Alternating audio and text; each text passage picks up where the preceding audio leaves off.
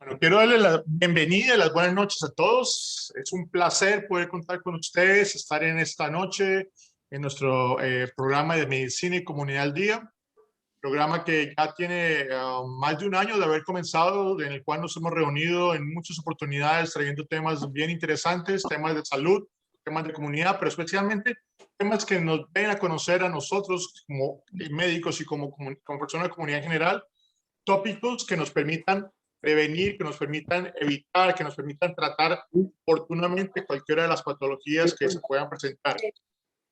Como les mencionaba, Medicina y Comunidad al Día pues tiene una asociación, tiene un convenio con la Primera Iglesia Bautista de Orlando, donde hemos venido desarrollando y trabajando este proyecto juntos, que comenzó algo muy local en la zona de Orlando y que se ha extendido a toda Latinoamérica. Hemos tenido personas conectadas desde el cono sur, desde Chile hasta el norte, arriba en Canadá, personas latinas interesadas en el tema que estamos tratando y interesadas en conocer detalles. Así que, primero que todo, quiero darle la bienvenida a todos los que están llegando, a todos los que están conectando. Tenemos nuestro chat por el cual ustedes pueden escribir. En un instante voy a poner en mute a todo el mundo para que nos podamos comentar más fácilmente. Y al final de la presentación de cada uno de nuestros 5 excelentes conferencistas que tenemos hoy, vamos a tener la posibilidad de hacer una mesa redonda donde cada uno de ustedes podrán hacer sus preguntas directas a cada uno de los especialistas que están aquí. Medicina y Comunidad al Día es una reunión donde buscamos darle el mayor beneficio tanto a la salud de la persona desde el punto de vista del cuerpo, al alma y el espíritu.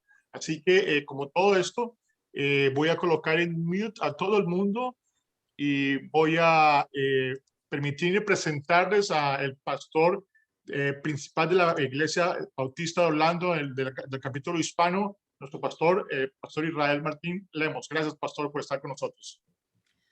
Gracias, doctor Pérez, y les saludo a todos. Un privilegio estar nuevamente con ustedes. Me parece increíble que ya haya pasado un año, doctor Pérez y Marta. Cuando lo mencionaron dije, wow, un año, ya que empezamos.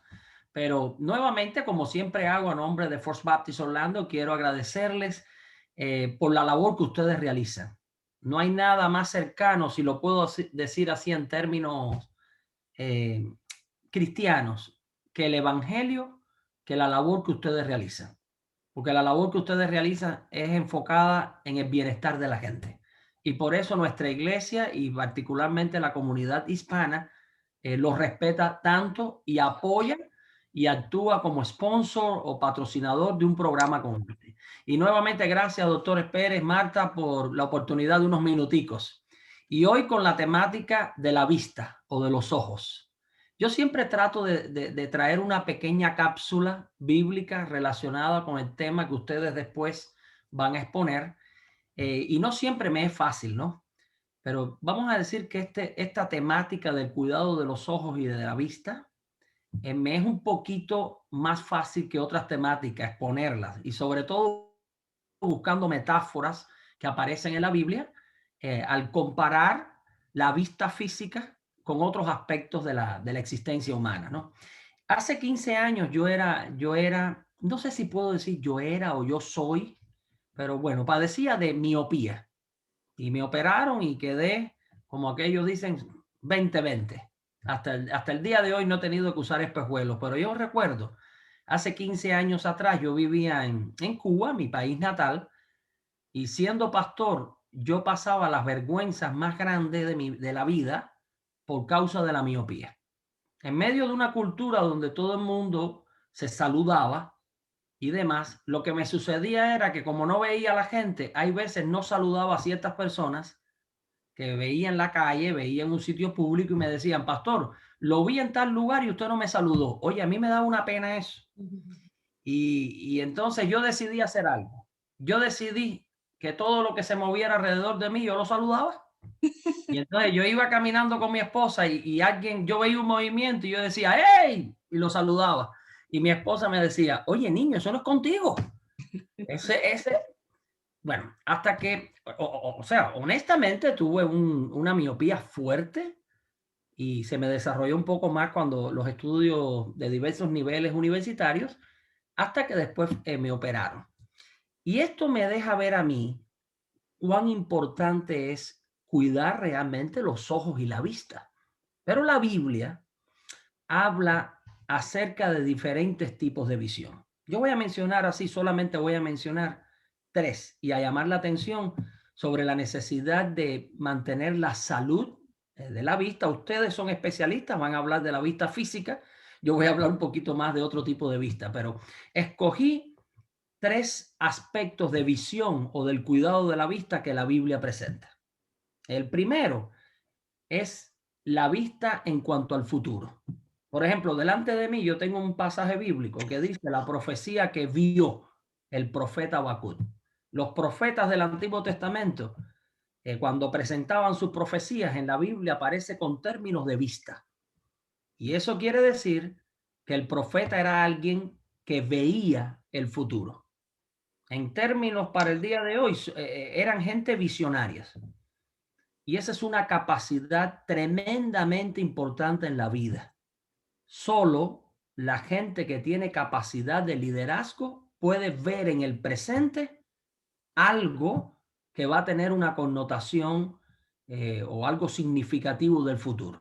Eso es lo que diferencia a un líder de una persona que no es líder o que meramente es una persona que administra. Entonces, la Biblia es clara en cuanto a la necesidad de poder ver las tendencias, de poder anticipar.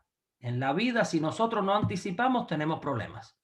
Hay un texto en la Biblia que dice, el pueblo sin visión perece.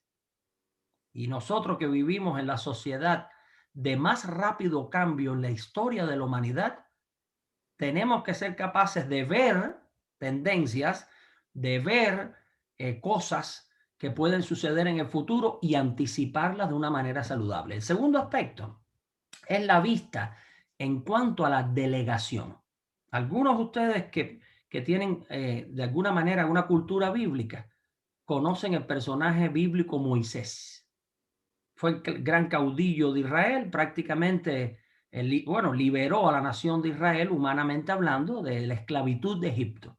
Y en una ocasión él estaba tan abrumado con lo que tenía que hacer que el suegro, Jetro, le dio un consejo de que él delegara funciones. Y la Biblia lo describe, el aspecto de delegación, como ser capaz de ver, así lo dice en el idioma en que se escribe el Antiguo Testamento, ver gente idónea en las que uno puede delegar. Yo no sé si ustedes estarán de acuerdo conmigo, pero no se puede delegar funciones en todas las personas. Porque hay veces que tú haces una delegación indebida y tienes un gran problema. Bueno, la Biblia enseña en términos de vista la delegación. Cuando en español se traduce escoge persona para que hagan esta función, el término que se traduce al español como escoger en el idioma en que se escribe la Biblia es mira bien, ve, ten visión de a quién tú vas a delegarle. O sea, que esa es la segunda área de visión importante en la vida. Y la tercera tiene que ver con la dignidad humana. El Nuevo Testamento dice que para los puros todas las cosas son puras, pero para el que no tiene una proyección o una vista pura, entonces todo el mundo es impuro. Y de manera resumida, esto significa lo siguiente: cuando uno trata a un ser humano, sabe que tiene defectos. Hay veces que la gente en la iglesia me dice, pastor, el problema es que usted es muy bueno. A usted lo engañan fácil porque usted no se da cuenta que esta persona que usted está ayudando, vamos a suponer, es un engañador. No, nosotros no somos tan bobos como parecemos. El asunto es que tú tienes que ver a los seres humanos con ojos de dignidad. Hay 2 aspectos por los cuales decimos que todos los seres humanos son dignos. Número 1, todos los seres humanos fueron creados a imagen y semejanza de Dios. Por eso tienen dignidad en sí mismos. Y número 2, y hablando un poquito de Semana Santa, todos los seres humanos son dignos porque Cristo murió por el ser humano. Por tanto, tienen dignidad. Cuando yo veo a las personas, no importa los defectos, es un ser humano, tiene dignidad.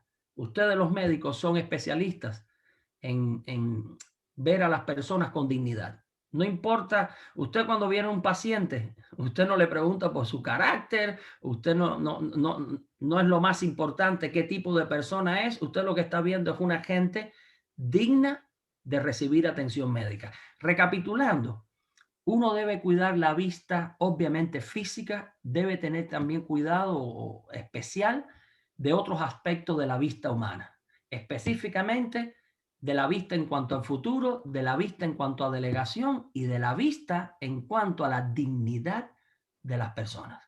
Quiero pedir, perdonen que me extendí quizás más de lo normal, pero quiero pedir la bendición para todos los ponentes, para todo lo que ustedes van a analizar hoy. Y gracias por darme nuevamente esta oportunidad, estos minutos. Voy a pedir la bendición para ustedes. Señor, gracias te damos por el día que tú nos has dado y te pedimos tu bendición para cada uno de los ponentes, para cada uno de los participantes en esta reunión. Bendícelos, protégelos, cuida a sus familias y de manera especial que la temática de hoy en cuanto a la vista física sea una bendición para todos. Y ayúdanos no solo con la vista física, sino también con aquella que tiene más profundidad y tiene que ver con emociones, espíritus y la manera en que miramos a la gente que nos rodea y al mundo que nos rodea. Te pedimos todas estas cosas en el nombre de Jesús. Amén. Muchísimas gracias. Muchas gracias a usted, pastor. Gracias, pastor. Tremendo como siempre, muy bueno. Bueno, Okay. Bueno, vamos a dar comienzo porque hoy tenemos 5 invitados y entonces vamos a tener más preguntas. Muchas gracias a todos los invitados, los médicos invitados y a todos los participantes también por estar aquí con nosotros acompañándonos. Quiero felicitar a todos los médicos que estén presentes. Hoy es el Día del Médico en los Estados Unidos. En Colombia es el 3 de diciembre, pero hoy por igual. 30 de marzo. Todos los médicos, muchas felicidades, muchas gracias por todo lo que hacen por las personas, por los seres humanos y bueno, Dios les continúe bendiciendo. Vamos a comenzar. Hoy tenemos un tema muy atractivo, muy bueno para aprender. Se llama Cuidado de tus ojos, avances médicos y tratamientos. Vamos a comenzar con una doctora, la doctora Sonia Scaff. Es de Barranquilla, de mi tierra querida. La doctora Sonia estudió medicina en la Pontificia Universidad Bolivariana de Medellín, en Colombia. Realizó su especialidad en oftalmología y además su fellow en oftalmología pediátrica y estrabismo en la Fundación Oftalmológica Nacional en Bogotá. Su especialidad en retina clínica en la Fundación Oftalmológica del Caribe en la ciudad de Barranquilla. Jefe del Servicio de Oftalmología Pediátrica de la Fundación y de la Clínica Oftalmológica del Caribe. Bienvenida, doctora. Muchas gracias por aceptar nuestra invitación. Es un placer tenerla aquí. Muy orgullosos por ser de nuestra tierra querida. Muchas gracias. Abre tu micrófono, doctora. Sí, buenas noches. No, gracias a ustedes por la invitación. Es un placer de verdad compartir este espacio con ustedes. Y bueno, pendiente de las preguntas, atenta a las preguntas, creo que eso es la dinámica, ¿no? Sí, así es. Antes de comenzar con las preguntas, yo quiero de todas maneras felicitarla porque la doctora Sonia Scaff, su hermano es el doctor Luis Scaff. Ellos son los fundadores de un centro, una institución especializada. Creo que fue la primera clínica, ¿no? Especializada, creada, construida en la ciudad de Barranquilla. Y es una ciudad, es una institución que hoy día tiene es muy a nivel nacional, muy bien vista, muy bien conceptuada a nivel nacional e internacional. Inclusive ellos tienen la parte educativa en todas sus especialidades oftalmológicas, ¿no? Así que muchas felicitaciones, doctora. Yo sé que esta es una institución de mucho reconocimiento a nivel, como ya dije antes, a nivel nacional y a nivel internacional. Felicitaciones. Gracias. Bueno, la primera pregunta es, ¿cuáles son las patologías oftalmológicas más frecuentes en los niños y hasta qué edad los niños son valorados por el oftalmólogo pediátrico? Ok. Son muchas las patologías frecuentes en niños. El 25% de los niños tienen algún déficit visual Y el problema con los niños es que ellos no se quejan. Por eso es tan importante la valoración oftalmológica. Los niños raramente se dan cuenta de que ven bien o ven mal. A veces uno se lleva sorpresas de encontrar niños que tienen miopías o defectos refractivos altos y nunca se han dado cuenta porque no tienen el parámetro para comparar lo que es una buena o una mala visión. Por eso los defectos refractivos son muy importantes en el diagnóstico porque, como les decía, el 25% de los niños pueden tener algún defecto refractivo que incide en el buen desempeño escolar y en su aprendizaje. Otras de las enfermedades frecuentes en niños son las obstrucciones de la vía lagrimal que se ven en los niños recién nacidos y que la gran mayoría responden a tratamiento médico. Las cataratas congénitas no son muy frecuentes, solo 1 por cada 10,000 niños nacidos vivos presentan catarata congénita, pero no es menos importante que las otras, sobre todo por el déficit o la discapacidad visual que dejan para toda la vida si no son diagnosticadas y tratadas a tiempo. Otras patologías frecuentes son el estrabismo, que es la desviación o el desalineamiento de los ejes visuales. Y yo digo que la más importante hoy en día y por la que estamos trabajando arduamente es la retinopatía de la prematuridad, porque es la primera causa de ceguera prevenible en niños en este momento a nivel mundial. Sí, o sea que hay una edad recomendable de que todos los niños en una edad deben ser revisados por el oftalmólogo. Sí, sí. Con respecto a la otra pregunta, por ley, todos los niños son del consenso del oftalmólogo pediatra hasta que cumplen los 18 años de edad. Nosotros desde el 2019 tenemos una ley de tamizaje, ¿sí? Y esa ley de tamizaje obliga a que todos los niños recién nacidos deben tener una valoración. Y esta valoración tiene como fin prevenir la progresión de enfermedades en los neonatos a través del diagnóstico y manejo oportuno de todas las patologías congénitas. Llámese una catarata congénita, una ptosis congénita, un glaucoma congénito. Si estas patologías las detectamos tempranamente y las manejamos oportunamente, vamos a disminuir en un alto porcentaje la discapacidad visual en estos niños. Ahora, la ley de tamizaje no se limita solo a oftalmología. Esto incluye descartar sorderas, enfermedades metabólicas, hipotiroidismo. Por ejemplo, el hipotiroidismo congénito severo interfiere mucho con el desarrollo neurológico de estos niños y pueden presentar trastornos severos de aprendizaje si no se manejan a tiempo. Entonces, estos niños entran a tamizaje visual, a tamizaje auditivo y a tamizaje metabólico.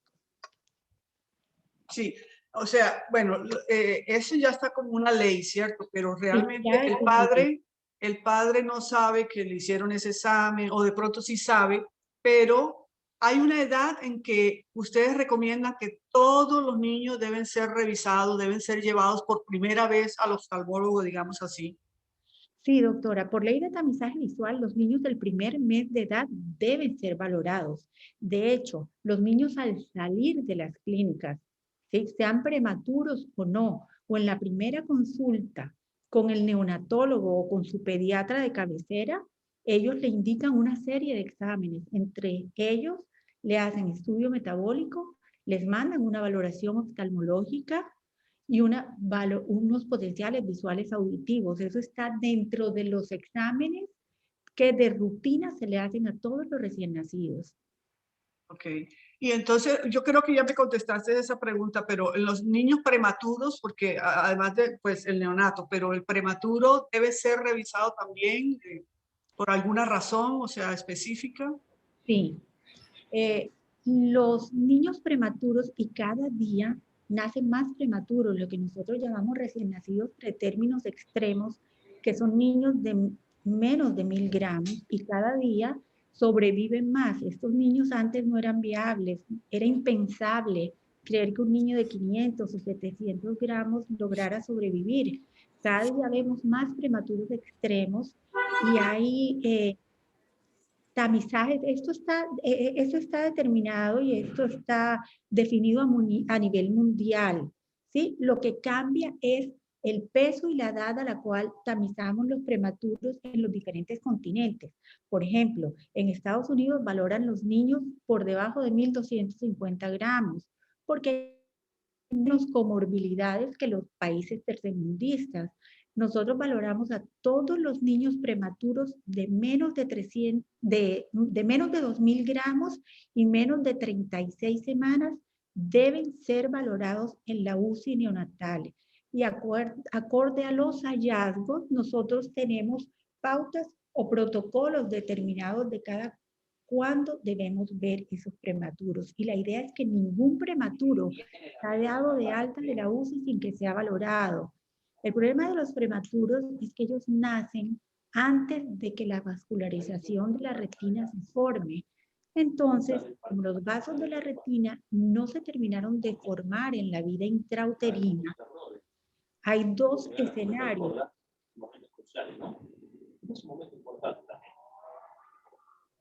Doctor, el micrófono. Ahí está. A un segundo saque. Tu micrófono, doctora. Tu micrófono está. Perdón. Ya. Les decía que los niños prematuros nacen antes de que los vasos de la retina se terminen de formar en la vida intrauterina y cuando nacen antes de tiempo y entre más inmaduro, menos vasculatura normal de la retina se ha formado.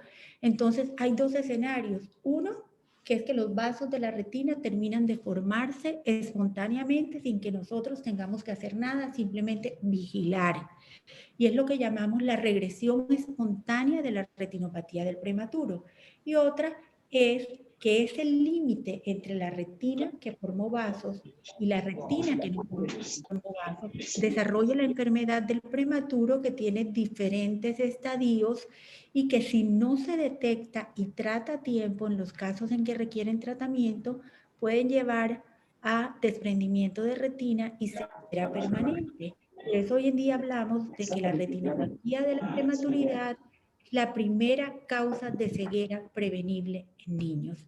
Y si tenemos en cuenta la sobrevida de esos pacientes, que casi todos van a llegar a la vida adulta, es la causa de más años de ceguera.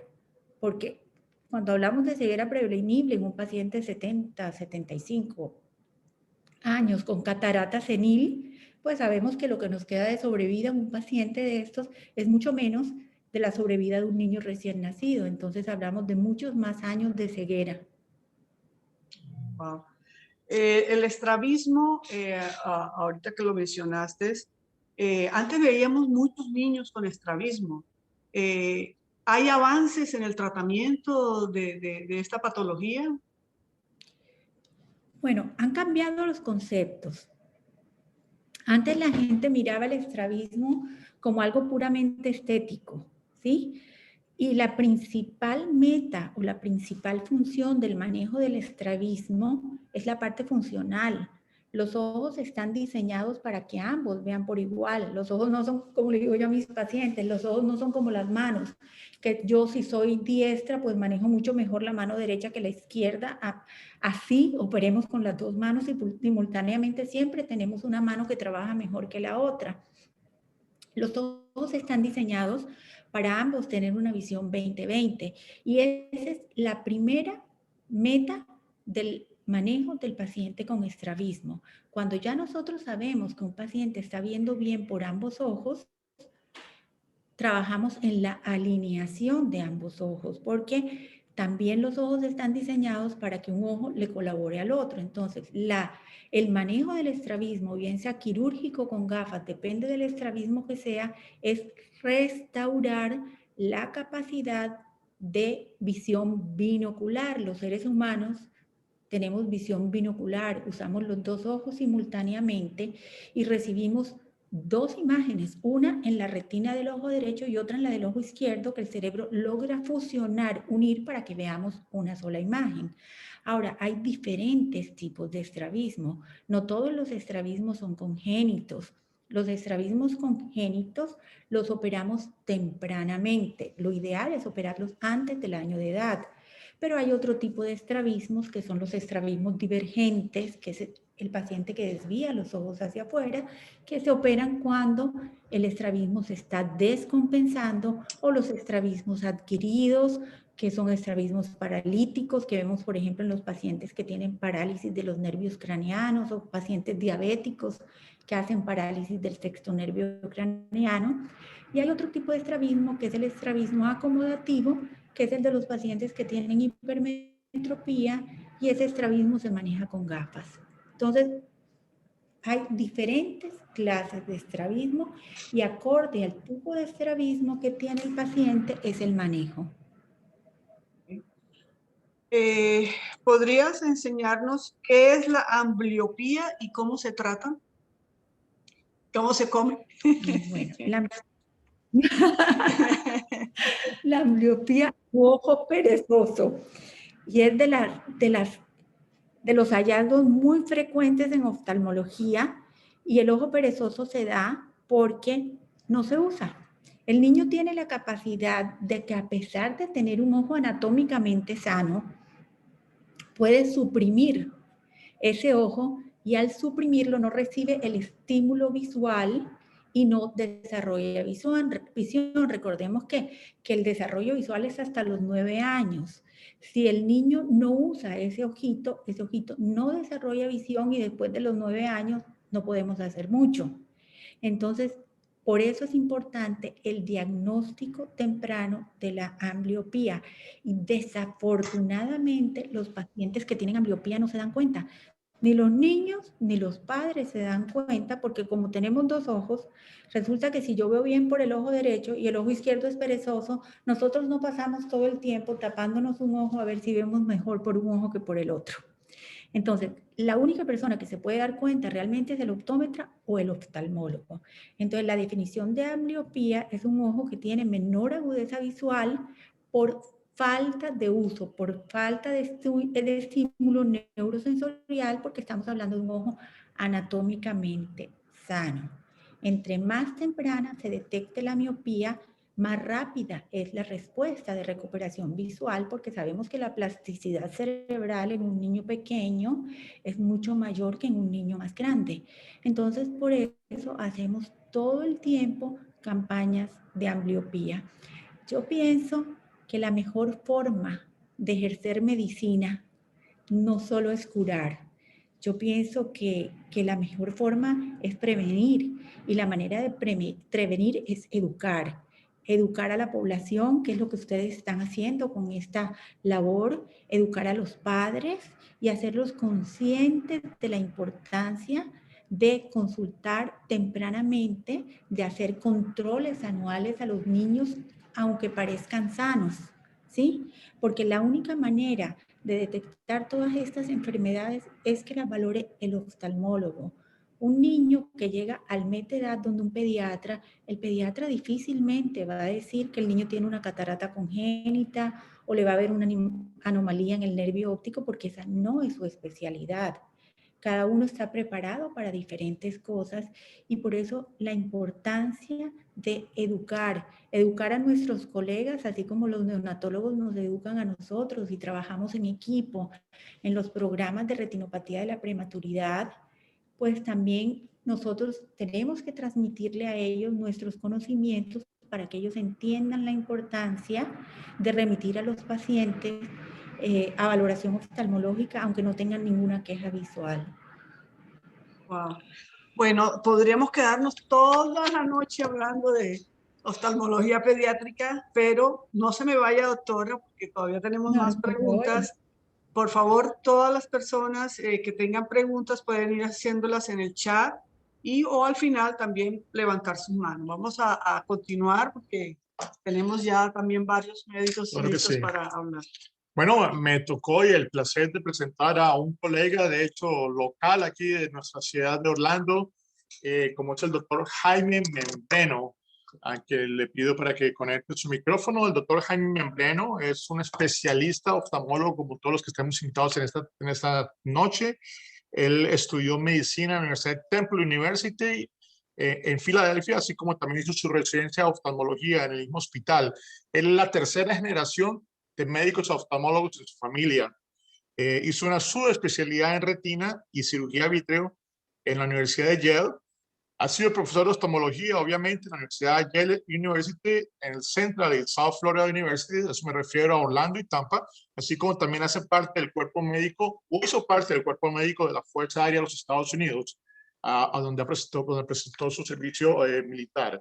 El doctor Jaime Moreno, un reconocido oftalmólogo aquí en la ciudad. Le damos la bienvenida, doctor Moreno. Muchas gracias por acompañarnos esta noche. El gusto es mío, doctor Pérez, doctora Pérez y socios y audiencia. Un placer. Sí, me da mucha alegría poder ¿verdad? Tener una plática, porque es una conversación informal que estamos teniendo, y cualquier pregunta que surja, si yo tengo la habilidad de responderla, con mucho gusto. Perfecto. Muy bien, doctor Jaime, la primera pregunta es, ¿por qué no hablamos cuáles son las causas más comunes de la ceguera ya en el adulto? La doctora es que hablaba del niño, pero las causas que eran más comunes en el adulto, ¿cuáles serían? Las razones más comunes de ceguera, bueno, con lo que yo estoy más versado son los casos de ceguera aquí en los Estados Unidos. Los países más desarrollados, y no me gusta usar la palabra subdesarrollados, sino que el más desarrollado y los menos desarrollados, o en proceso de desarrollamiento. Es diferente, como todos sabemos. Aquí las razones son cataratas, esa es la más común, retinopatía diabética, es la segunda o tercera, dependiendo cuál estudio, la degeneración macular, que es una causa muy común en los Estados Unidos, de causa de ceguera muchas veces irreversible, a diferencia de la catarata, que sí es reversible. Y también problemas de glaucoma, que uno de los socios de esta noche es especialista de glaucoma. Él va a hablar con más detalle de eso. Y por último, como la número 5, ¿verdad? De una lista que es grandísima, sería el uveitis. Uveitis es una terminología un poco broad, un poco amplia, para describir los procesos inflamatorios intraoculares, ya sea anterior, intermedio o posteriormente. Y eso es una condición muy común aquí en los Estados Unidos y también en el resto del mundo. Pero las causas del uveitis varían dependiendo de dónde estamos. Perfecto. Muy bien. Pues vámonos a fondo a lo que más tú manejas, que es la retina. Cuéntanos qué es la retina y cuáles son las patologías más frecuentes ahí en esa área del ojo. Sí. En la población aquí en Florida, por ejemplo, tenemos una cantidad un poco inusual de personas mayores de 50, 60, 65. Y por eso, por un rango más grande que en el resto del país, las razones serían cataratas y la degeneración macular, que las dos son condiciones que ocurren con la edad. Y la catarata es cuando generalmente sufrimos de una opacificación de la vista general, y hay que evaluarse con el oftalmólogo, y esperar de que, si es un problema de vista que no se está mejorando, le diga al oftalmólogo que primero Dios sea una catarata, porque eso es muy curable, muy tratable y muy exitoso esas cirugías. Pero pudieran ser otras cosas y no podemos asumir sin una buena examinación. Como dije. El doctor Membreno, y con referencia a la retina, explícanos un poco qué es la retina y cómo se ve afectada. Sí, bueno, la retina es la parte posterior del ojo. Es la parte donde todos los rayos se enfocan, y dentro de este pequeño, maravilloso órgano que es el ojo, existe una complejidad fantástica de interacciones entre todas las partes del ojo. Yo, especializándome en la parte de atrás, estoy un poquito biased, estoy un poquito prejuiciado, que esa es la parte especial, pero todas las partes del ojo, igual que todas las partes del cuerpo, son especiales. Entonces ahí se enfoca la vista, se enfocan los rayos de luz, y eso es lo que nos permite ver. Y las otras partes del ojo es lo que facilitan que se enfoque ahí en el ojo. Pero si la retina no funciona, si la retina está dañada por problemas patológicos sistémicos, entonces empezamos a perder la vista, y por eso son considerados problemas un poquito más complejos que una catarata. Eso es algo relativamente sencillo en el mundo de la oftalmología. Problemas sistémicos, enfermedades infecciosas, enfermedades inflamatorias, traumas, todas estas cosas cuando llegan a un grado de severidad es cuando afectan el fondo del ojo. Entonces lo que yo trato es aquí más que todo degeneración macular, problemas vasculares, que también los problemas vasculares sistémicos tienen su efecto en el ojo, tienen su efecto de las microcapilares, de los vasos, de las venas, de las arterias, y son una causa importante también de ceguera. Y los problemas de trauma o no traumático, de desprendimiento de retina, que son una de las cosas más populares cuando una persona me pregunta de una condición del ojo que yo hablamos fuera de la oficina, sería desprendimiento de retina, que es algo que yo opero casi todos los días, es tremendamente común, por lo menos en mi ámbito.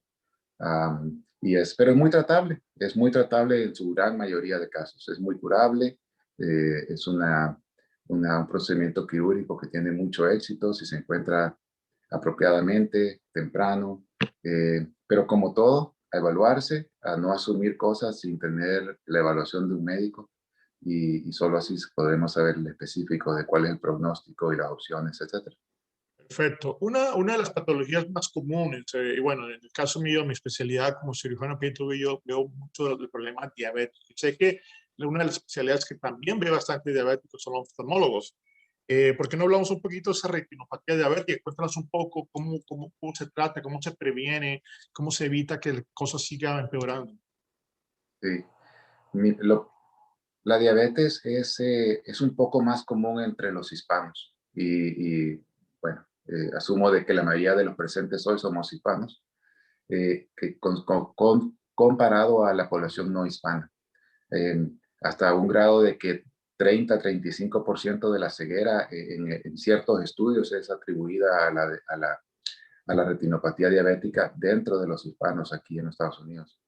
Y el problema básicamente es una interplay de la endocrinología y la vasculopatía.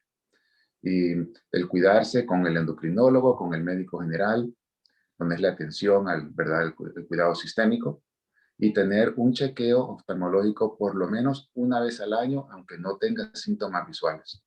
Porque la clave es cuidarse sistémicamente y chequearse los ojos para agarrarlo temprano. Si agarramos la retinopatía diabética temprana, los tratamientos pueden tener mucho éxito para preservar la vista toda la vida.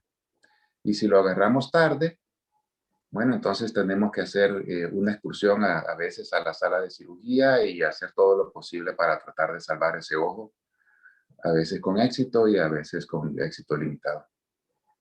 Perfecto. Si nos vamos a la otra zona que también mencionabas, que sí, aparte de las patologías que más ves y tratas tú como especialista en esta zona, es hablar un poquito de la mácula del ojo. Cuéntanos un poquito qué es la mácula y cuáles son los síntomas y las patologías en donde se presenta esa degeneración macular y cómo se puede prevenir.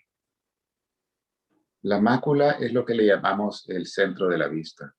La mayoría de palabras en oftalmología están derivadas de su origen griego y por eso suena algo raro eso, pero la mácula es el centro de la retina y el centro de la mácula es la fovea y el centro de la fovea es la foviola, así como que si es un bullseye.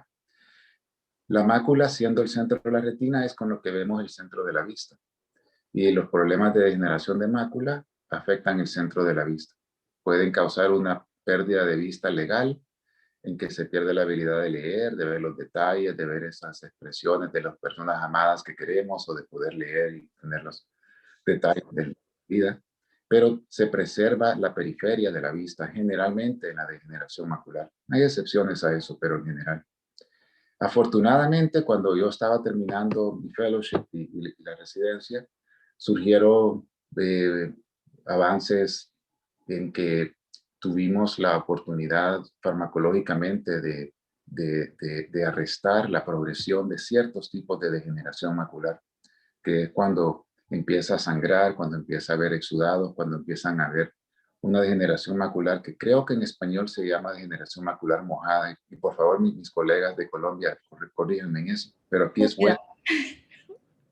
Húmeda. Húmeda. Gracias. Eso se puede tratar hasta cierto punto. Es la degeneración macular seca que todavía está fuera de nuestro alcance, pero afortunadamente hay varios estudios que están ya en su fase 3 este año, que aunque siempre sigo con optimismo todos los años, este año o el siguiente parece ser de que van a haber ciertos tratamientos ya probados, porque hasta ahora no hay nada probado aparte de tomar vitaminas y una dieta balanceada para la degeneración macular seca. Y eso es muy común, esta condición, relacionada a la edad, relacionada a un aspecto genético muy complejo, porque una de las 9 enfermedades genéticas que son tratables en el mundo es un tipo de retinopatía en niños. Y es porque ese gene es individual y la medicina que utilizamos para aplicar en la retina durante un proceso quirúrgico arresta y cambia esa expresión de ese gene porque es un gene singular. Ese mismo tipo de modalidad está siendo tratado en la retina, pero no está siendo exitoso porque es tan complejo el interplay de los genes en la degeneración macular. No es individual, sino que es multi-audal la expresión de esto. Pero ese es uno de los vehículos que está siendo tratado para eso. Es interesantemente, el research de retina es entre los 3 más costosos en el mundo. Aquí en los Estados Unidos, el research de retina tiene el 3er nivel más alto de inversión, y eso pues es una manifestación de la importancia que le está dando la sociedad y los inversionistas a esta enfermedad de degeneración macular. Perfecto. Hablamos finalmente, para redondear esto con referencia a las enfermedades infecciosas en los ojos, ¿cuáles serían las más comunes o las más frecuentes que nosotros podemos ver? Y si hay alguna diferencia de lo que se ve aquí en Norteamérica al resto de Latinoamérica. Sí. Aquí la enfermedad, las inflamaciones sencillamente se pueden dividir en infecciosas, no infecciosas. Entre ellas, la más común es en la que no sabemos el origen, es un origen idiopático. Ese es el proceso inflamatorio más común de uveitis. Pero entre las infecciosas existe 3 que son importantes siempre tener en mente, ya sea aquí en los Estados Unidos o ya en Latinoamérica, en el resto del mundo. Es el tuberculosis, el toxocariasis y el toxoplasmosis. Muy comúnmente, casi todos los días yo veo mi paciente que tiene toxoplasmosis aquí intraocular. Es así de común. Y eso, pues, estoy hablando de un doctor yo. Mientras que multipliquemos eso por la cantidad, es un número alto aquí en Estados Unidos. Pero aún siendo tan común aquí, tengo entendido que en Latinoamérica es aún más común el toxoplasmosis. En Brasil es un país que es tremendamente común eso. Y es importante diagnosticarlo y tratarlo. El toxocariasis igual es relativamente común, no tan común como el toxoplasmosis. Pero el tuberculosis es particularmente discrepante dentro de la epidemiología americana, que es muy raro, versus la epidemiología mundial, que es una razón importante del uveitis y siempre hay que tenerlo en mente, diagnosticar el tuberculosis a través de la sospecha acertada de un clínico. Perfecto. Bueno, para la comunidad habrán algunos términos médicos que no entienden muy bien o que no conocen. ¿Podrías decirnos algunas palabras de qué es la toxoplasmosis? ¿Quién lo produce? ¿Quién lo produce? Sí. Bueno, la toxoplasmosis es un organismo de que infecta muchas veces a través de la transmisión, a través de la madre al hijo. Uno tiene este organismo que está durmiente en cualquier parte del cuerpo, muchas veces el cerebro o adentro del ojo, y se mantiene durmiente casi, ¿verdad? Puede ser toda la vida y resulta que repentinamente se despierta este organismo y causa una reacción inflamatoria muy severa.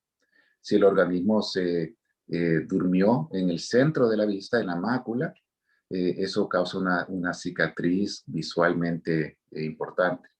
Si el organismo se durmió y se mantiene dormido toda la vida, puede ser de que nunca se dé cuenta de eso hasta que se active esa inflamación. Muy bien, te digo que la red de comunicaciones de la página se ha llenado de preguntas de retina en cantidad importante. Pediátricas Y también. pediátrica, por supuesto, sí. Vamos a darle un paso a nuestro próximo invitado, Jaime, no te vayas porque vamos a tener una mesa redonda al final.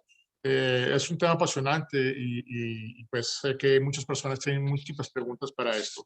Muy bien, quiero invitar ahora a oftalmólogo, amigo, compañero de pupitre, como me gusta mencionar cuando vengo aquí, el doctor Santiago Posada Corpas. Santiago, abre tu cámara y tu micrófono, por favor. Perfecto. El doctor Santiago Posada, como decía, Hola, compañero, bueno, como compañero de universidad, estuvimos en haciendo nuestros pininos cuando comenzábamos todo este proceso. Él realizó, después de terminar su facultad de medicina en la Universidad Javeriana de Bogotá, realizó la especialidad de oftalmología en la Escuela Superior de Oftalmología del Instituto Barraquer de Bogotá, Colombia. Posteriormente hizo una especialidad en cirugía de segmento anterior, cataratas, córnea y cirugía refractiva. Actualmente el doctor Santiago Posada hace parte de un grupo de segmento anterior de la Sociedad de Cirugía Ocular en Bogotá y que hay una clínica bastante amplia dedicada a cataratas como una de sus mayores actividades. Santiago, bienvenido, un placer que estés aquí con nosotros y nos puedas acompañar esta tarde. muchas gracias Andrés y Marta. Es un placer tenerlo, hacer parte de esta invitación y gracias por tenerme aquí. Te recuerdo mucho en tiempo de universidad, hace años no nos veíamos, pero es un gusto tenerte de nuevo por acá. Y qué bueno. Y bueno, sacamos tiempo de tus vacaciones. Sé que estás por Cartagena aprovechando estos días, pero bueno, pudimos rescatar un par de horitas para que nos acompañes y nos compartas de toda esa buena experiencia que has tenido. Un placer, gracias. Santiago, cuéntanos para comenzar, nos explicas un poquito ese tema que tanto tratas tú, que son las cataratas. ¿Qué son las cataratas y cómo se producen? Cuéntanos aquí a la comunidad en general.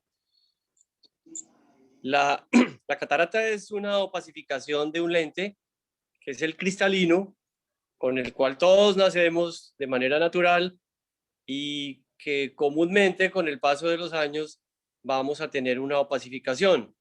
Lo común es que después de cierta edad, de los 70, 80 años, vamos a tener opacificación del cristalino de manera natural. Es común que a los 75, a los 80 años estemos operando cataratas. No es común, de acuerdo a lo que contaba la doctora Sonia Scaff hace un rato, no es común la catarata congénita, pero también tenemos que estar atentos al diagnóstico de las cataratas en los niños recién nacidos. Pero así como no es común en los niños, en los adultos mayores es común y es casi, diría yo, la regla general que en cierto momento tendremos catarata todos y para allá iremos. Ok. ¿Existen factores de riesgo para esa aparición de esas cataratas y cómo se pueden prevenir si hay una forma de evitarlo? No, la catarata es una patología que en realidad no es prevenible de una manera directa, porque como te decía, con el paso del tiempo vamos a tener probablemente todos a cierta edad de formación de catarata.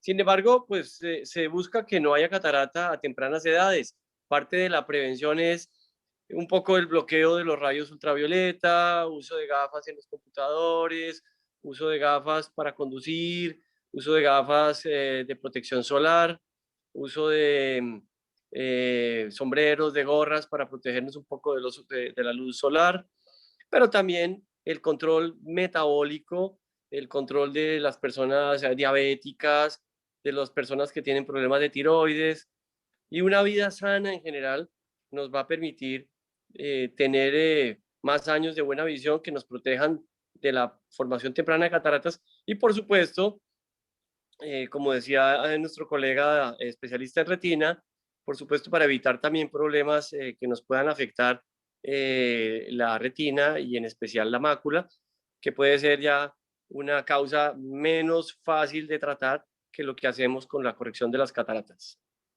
Santiago, si mi mamá tiene cataratas, ¿yo puedo tener cataratas? ¿Existe algún factor así? La gente se pregunta, si mi padre tuvo cataratas, ¿mis hijos van a tener cataratas? Digamos, hay algo inherente al ser humano y es que es probable que todos pudiéramos tener catarata a cierta edad. Así como tu mamá la tiene, es probable que tú en unos años y yo mismo los tenga. Y de alguna manera pensaríamos que más que evitarla es controlar en el momento que sea necesario hacer la cirugía de la catarata, que es una, de hecho, la catarata es la causa principal de ceguera prevenible en el mundo. Entonces, es controlable, es manejable y es una patología mucho más agradecida que otras patologías como el glaucoma y como las degeneraciones de la mácula y enfermedades de la retina. Perfecto.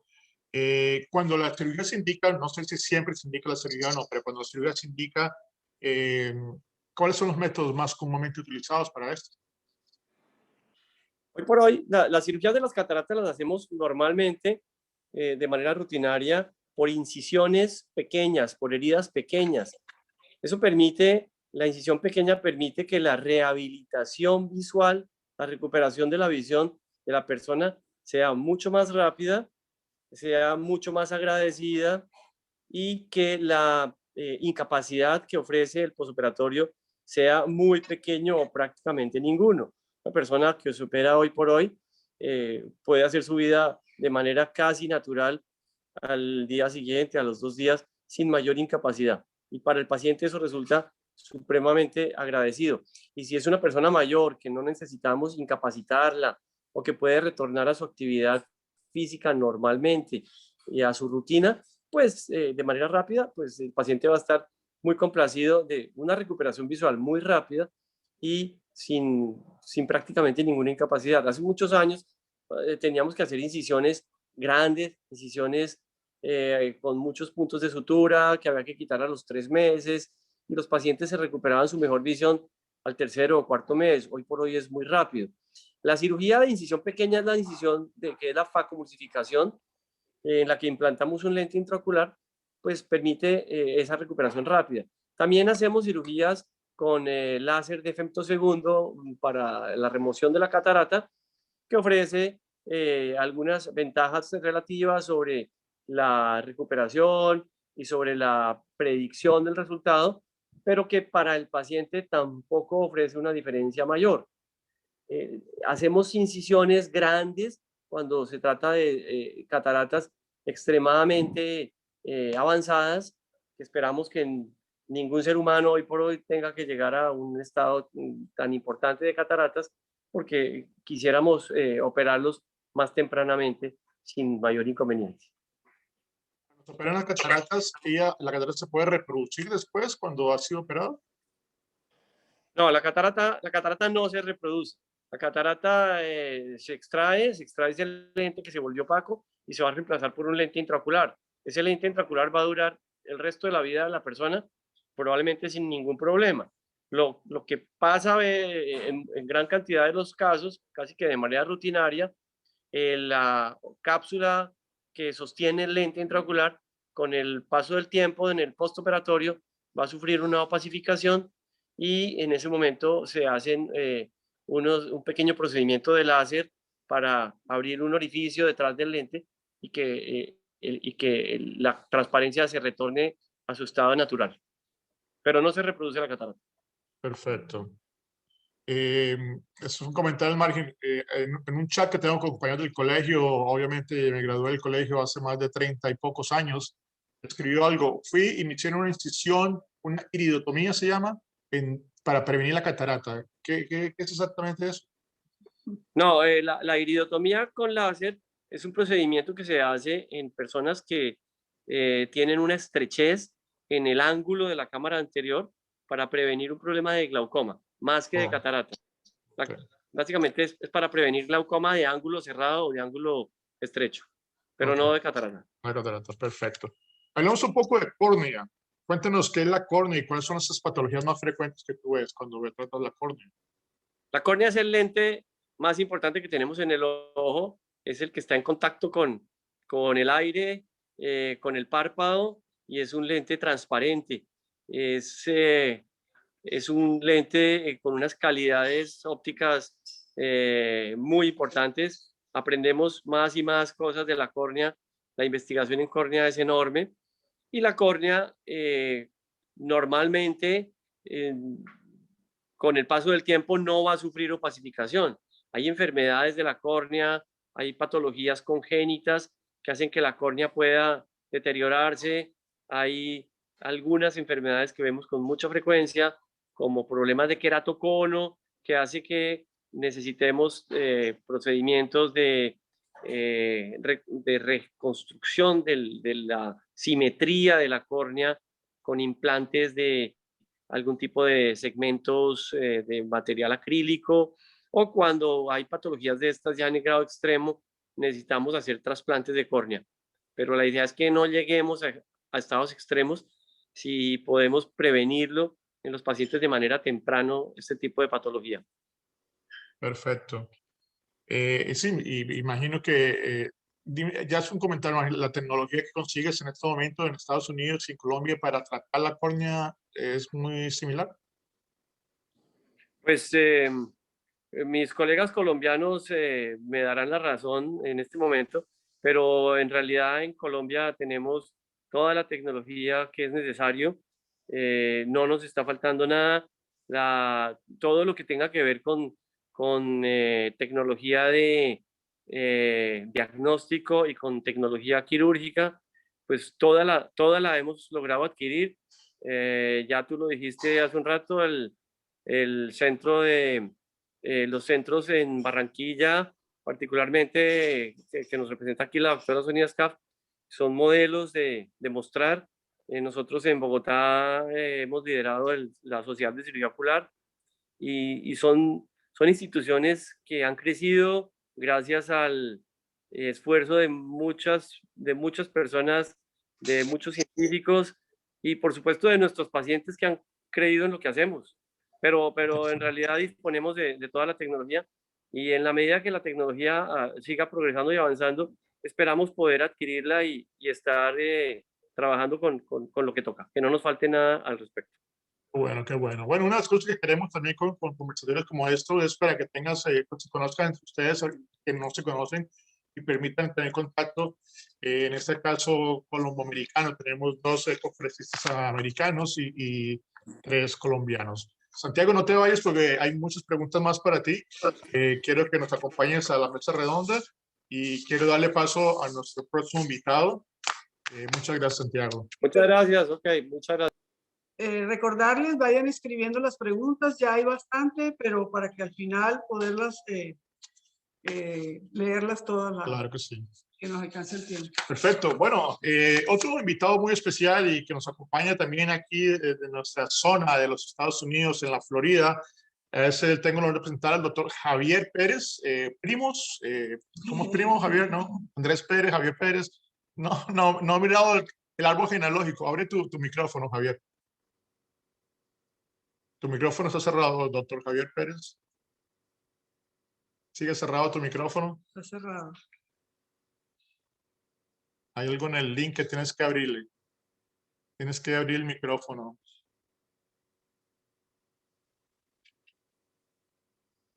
No te escucho, Javier. ¿Ves el clic del micrófono?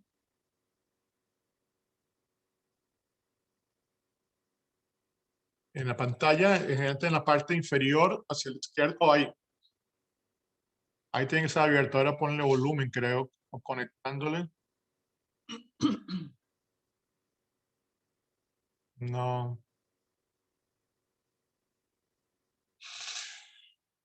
Creo que se conecte por el celular. Sí.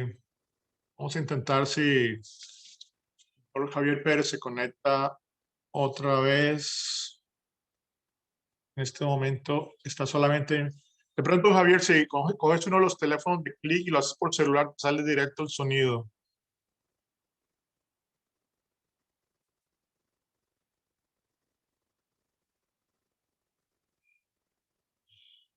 Con el micrófono. Vamos a hacer lo siguiente. Vamos a darle un tiempo para que el doctor Javier se conecte. Sí, ok, entonces seguimos con... ¿Me oyes ahora? Ahora sí, perfecto, perfecto. Al fin. Listo, Al listo. fin. Le he estado dando el micrófono y nada. No funcionó, disculpen. Saludos de nuevo. Sí, sí, sí. Tranquilo. Bueno, Javier nació en Ponce, Puerto Rico. Estudió medicina en la Escuela de Medicina de la Universidad de Puerto Rico en San Juan.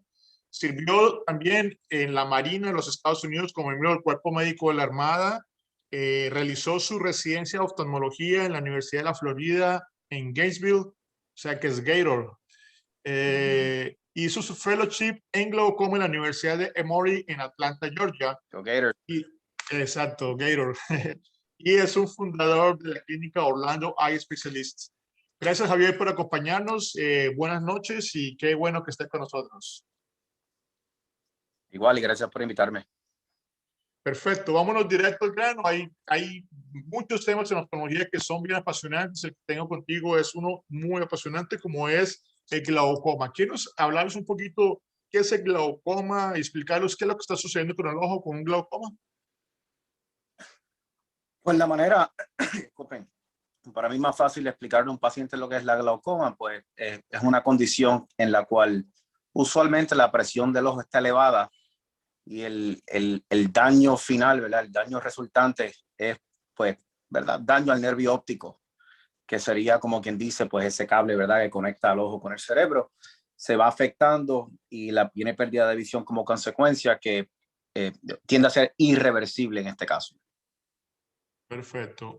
Cuéntanos un poquito de cómo se forma, cuáles son sus causas y cuáles son sus síntomas más característicos con los cuales podemos identificar quizás tempranamente un problema como este.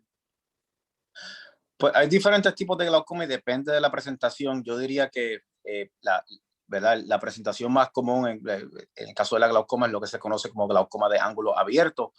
Y aquí en los Estados Unidos le llaman ¿verdad? El pillo silencioso, silent thief, porque muchas veces el paciente no tiene muchos síntomas iniciales.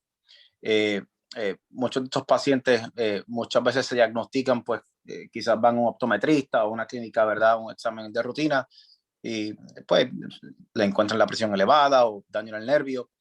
En otros casos hay pacientes que tienen historial familiar y pues eso los lleva a buscar pues, cuidado. Hay otros tipos de glaucoma que las presiones pueden estar un poco más elevadas y pues tienden a causar molestias, dolor, dependiendo si la presentación es aguda o crónica. Pues esos pacientes usualmente pues llegan un poquito más, ¿verdad? Llegan a la clínica definitivamente porque tienen síntomas. Perfecto. ¿Y cuáles son esas características, esos síntomas que la persona presenta? Pues yo diría que en términos de una persona que tenga glaucoma de ángulo abierto, que las presiones quizás están elevadas, pero no muy elevadas, que el paciente quizás ¿verdad? No tenga ningún síntoma inicial. Si el paciente pues no le han diagnosticado esto antes o no lo han visto en ninguna clínica, ya la que tiene pérdida de visión pues puede notar inicialmente pérdida en la periferia, pérdida severa si no busca ayuda.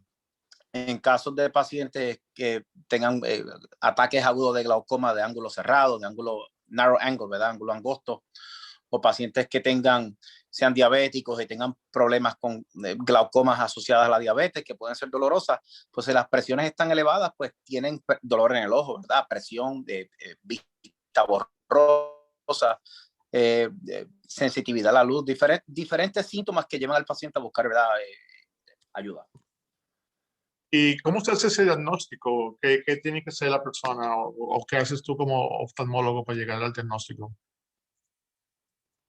Pues el diagnóstico de la glaucoma, ¿verdad? Tiene diferentes, yo diría, criterios.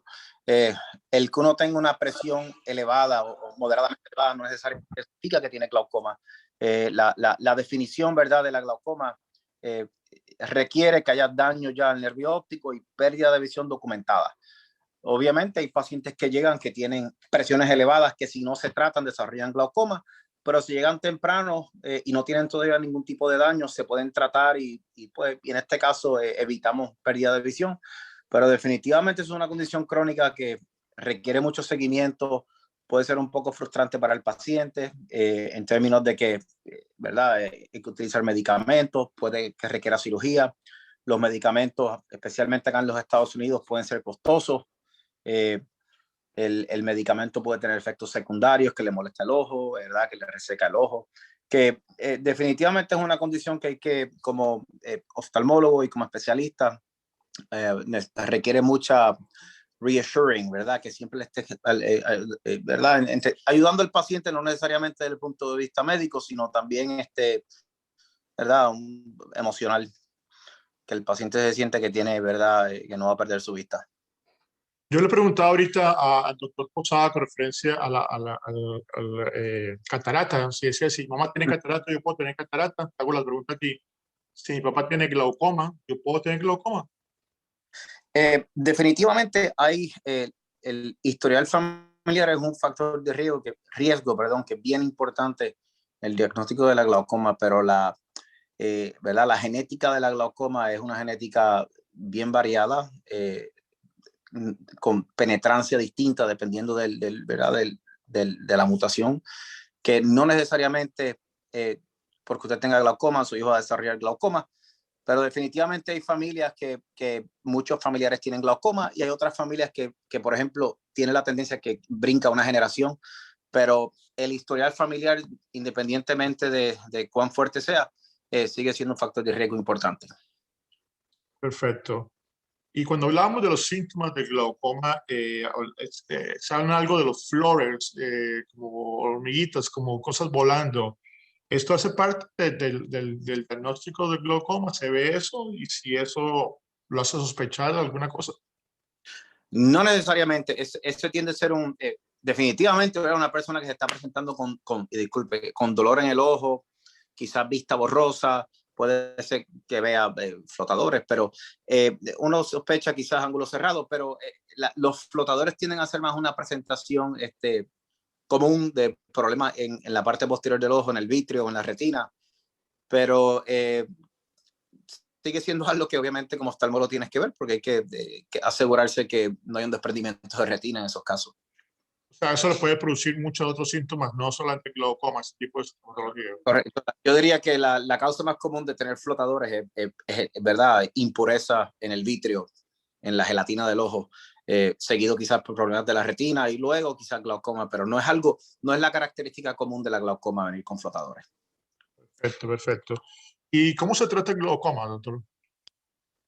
Pues la glaucoma, tenemos muchos tratamientos y definitivamente en los últimos años han salido cosas, ¿verdad? Un poquito más excitantes, quizás hay más opciones para el tratamiento de la glaucoma, pero usualmente yo diría que la mayoría de los oftalmólogos y especialistas en glaucoma tienden a comenzar con ¿verdad? Medicamentos topicales como una gota, porque son menos invasivos, ¿verdad? ¿No? Yo siempre le comento a los pacientes que hay tratamientos como la trabeculoplastia, tratamientos con láser que son efectivos, se podrían hacer como tratamientos de primera línea, pero en la práctica de la medicina a veces, ¿verdad? Esto es un arte también y a veces se hace un poquito complicado hablar con alguien que le estás diciendo por primera vez que tiene glaucoma, que es un tratamiento que es de por vida, que quizás tiene riesgo de perder su vista, y el mismo día decirle que requiere un láser, ¿verdad? A veces mucho para digerir en una sola visita. Y a mí se me hace más, ¿verdad? Creo que es más fácil comenzar un medicamento topical, una gota, que el paciente vaya internalizando que esto es una condición real y quizás después en un futuro se le puede ofrecer un tratamiento con láser si hace falta. Tenemos diferentes medicamentos que se pueden usar en combinación o solo, dependiendo de la respuesta. Tenemos cirugía, ¿verdad? Cirugía que se pueden hacer al momento de la cirugía de catarata. Acá se le llama MIGS, ¿verdad? Minimally Invasive Glaucoma Surgery, que es cirugía de glaucoma mínimamente invasiva. Y obviamente cirugía de glaucoma, que es un poco más, ¿verdad? La cirugía tried and true, la mayor, que serían trabeculectomías, perdón, y cirugías con un tubo de glaucoma. Perfecto. Muy bien, tenemos también preguntas por hacer para ti. Por favor, no te vayas, doctor Javier Pérez. Vamos a hacer una mesa redonda al final. Te agradezco tu participación y pues vamos con nuestra última invitada de la noche. Sí, bueno, ahora tengo el placer de presentar una gran amiga, la doctora Ingrid Ulloa. Estudió medicina y se especializó en oftalmología en la Universidad del Bosque en la ciudad de Bogotá, especializada en estética ocular con experiencia en cirugías de párpados, órbitas y vía lagrimal, y es pionera en Colombia de la tecnología plasma con el Plexer Plus, del cual pues hablaremos más adelante, que ella nos explique en qué consiste. Bienvenida, muchas gracias por aceptar tu invitación. Un placer estarte viendo y escuchando en el día de hoy. Gracias, Marta y Andrés. Un abracito, y me encanta la educación que estamos teniendo a la comunidad. Y me encanta mi posición de últimas, porque hay cosas que ya le quedó a la comunidad y ya las voy a poder explicar mucho más fácil. Así es. Bueno, vamos a hablar de cuáles son las enfermedades más comunes que se presentan en los párpados. Ok, entonces, esta especialidad es muy bonita porque ya todos conocemos, gracias a la doctora y a todos mis compañeros que ya han hablado, esta especialidad se va a encargar de las puertas del ojo. Entonces, en este caso, también envejece, la piel también se cae, también hace que se tape el campo visual, lo que conocemos como blefarochalasis o blefarocalasia, que es una cirugía muy frecuente que nosotros hacemos, que es sobre la piel del párpado. Los párpados al envejecer también se pierden los ligamentos. Entonces puede haber una malposición. El párpado puede girar hacia adentro, que es una inversión o una eversión. Eso lo conocemos como ectropión o entropión.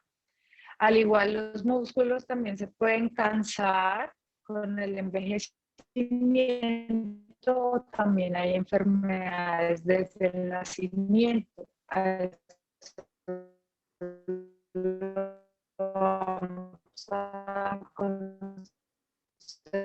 Como todo. Estamos con Ingrid, estamos con una mala comunicación. Caída del párpado o una simetría de los párpados. En los párpados también nos puede dar tumores benignos o tumores malignos. Nosotros, al igual que toda la parte sistémica que veníamos hablando de colesterolemia, que se acumula en unas lesiones más, el párpado también vía de la lágrima, y eso se llama la vía lagrimal. Entonces, ¿me escuchas, Marta? Está un poquito... Está cortando a veces, por momentos. Está cortando la comunicación.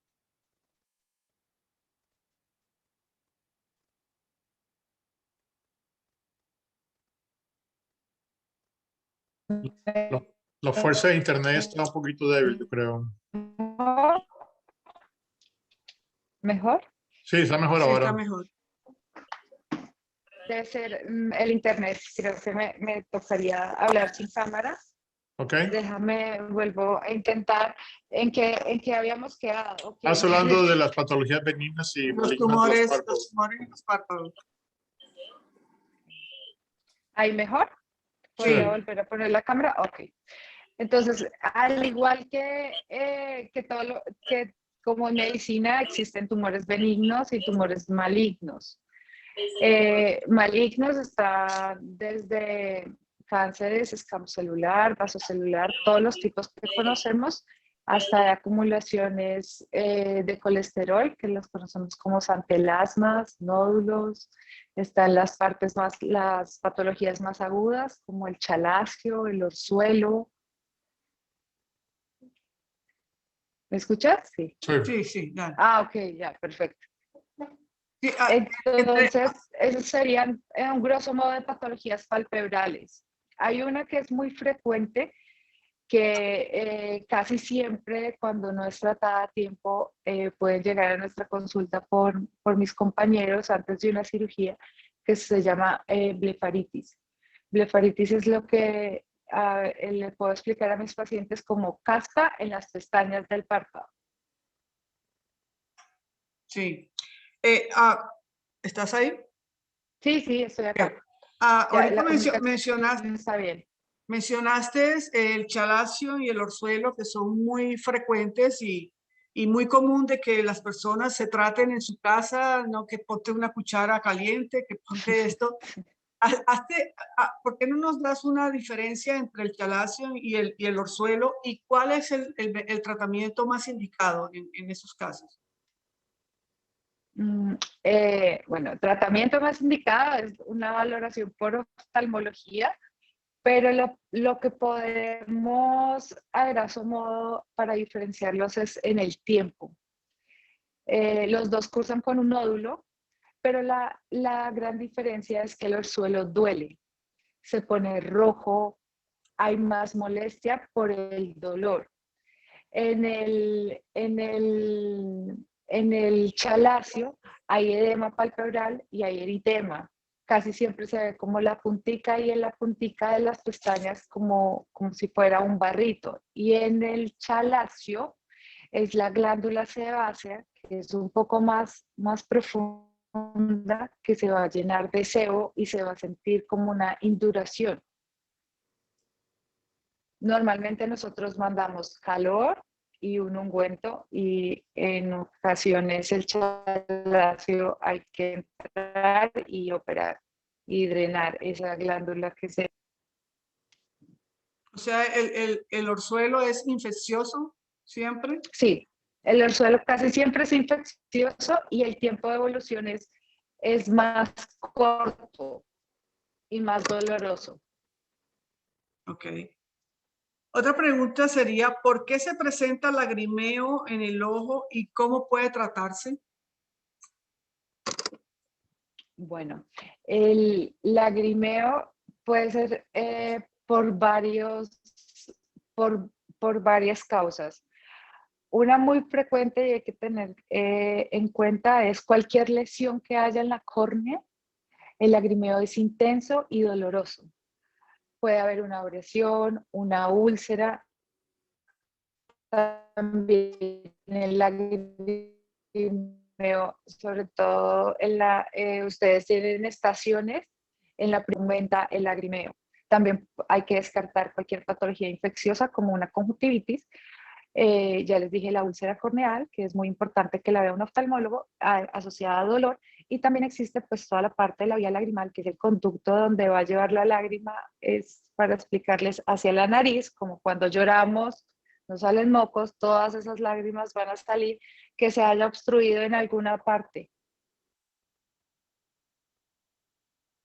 ¿Cuál es el tratamiento si fuera, por ejemplo, por obstrucción? ¿Es quirúrgico?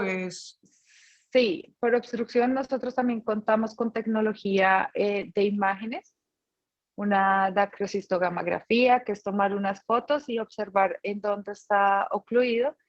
Y en cirugía también se hace por endoscopia, por la nariz y por el punto lagrimal. Sí, hablemos ahora de algo que también es tu fuerte, que es la blefaroplastia. ¿Qué es la blefaroplastia y cuáles serían sus indicaciones? Okay. La blefaroplastia, la indicación más frecuente es obstrucción del campo visual. Esto, que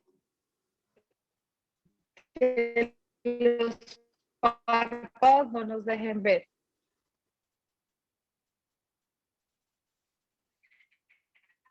La parte...